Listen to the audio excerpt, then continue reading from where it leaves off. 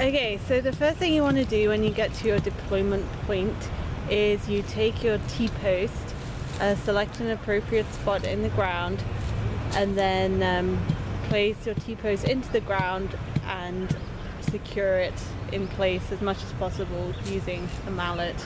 So when you are putting your T-post into the ground, try as much as possible to get as much of the bottom into the ground, ideally up until the little winged parts of the T-post, just to make sure it's nice and secure.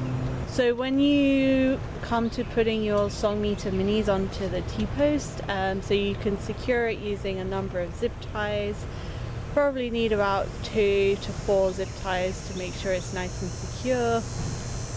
Make sure the unit is horizontally placed with the microphone out and easily accessible, and also make sure that the label is facing outward and it's easy to read in the right way around.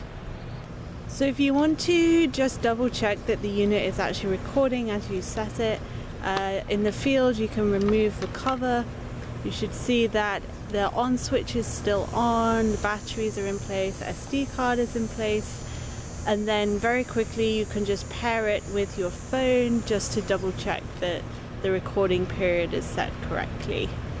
And then if you're all happy with it, then you can put the cover back on, and then the unit is good to go.